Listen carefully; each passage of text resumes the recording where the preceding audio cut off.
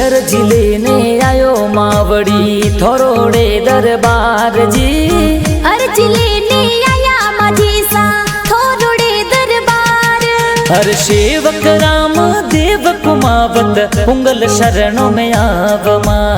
माझी सारे धाम आवे खारी चरणन मायमा। हरे राम देव परिवार पे मैया कृपा घणी करजो मां। खारी सारणान धाम प्यारो घणो लागे जी। हरे माझी समातरा परचा भारी दुनिया दर्शन आवे मां। हरे भटियल माने जग पूजे आशीष जोर पावे मां। दर्शन जोर पावे मां।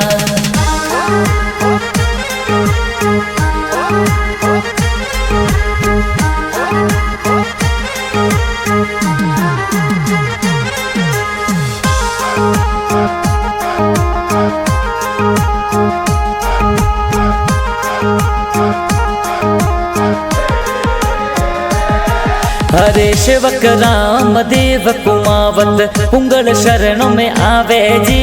कुमावत परिवार देखो शरण में शीस नवावे जी। खारी चरणन धाम कही जे माझी साब राजे जी। हरे राम देव परिवार मैया शरण माही आया जी। हरे माझी सारो धाम प्यारो खारी चरणन माही जी। अरे संपत जी महाराज पुजारी तो सेवन करावे जी। पुजारी जी ये संपत जी महाराज पूजा करावे जी। हरे राम देव परिवार पे माझी सा कृपा थे वर्षावो जी।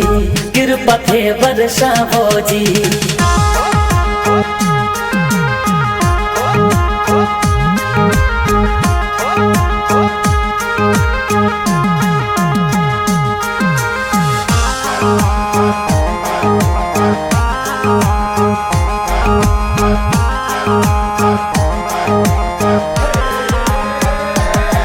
हरे जसोलगढ़ में धाम आपरो निज धाम कई जे प्यारो जी। अरे जसोल माही धाम आपरो हद घणो सोवे जी। हर पैदल पाड़ा आवे जातरू माझी सारे दरबार जी। हर संगड़ा लेने पधारे जातरू माझी सारे दरबार जी। हरे उगतड़े पर भात तुम्हें तो माझी सने मनावो जी। अरे नित उठ थाने ध्यावे भगत सेवना करावो जी। भगत शरणे आवे मैया फोन तो मनावे जी। अरे पुंगल गाव शरण में आवे धूप थाने लगावे जी। जसोलगढ़ में आया मावड़ी दर्शन थोरा पावो जी। अरे माझी सामालाज राखो शरणे थोरे आवो जी। भगत थोरे शरणों में आवे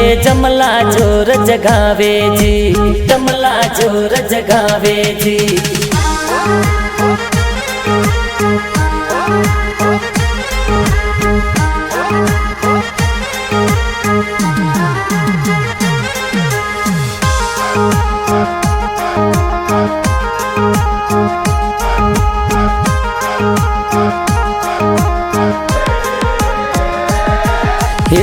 अर्जी लेने आयो मावड़ी थोरोड़े दरबार जी।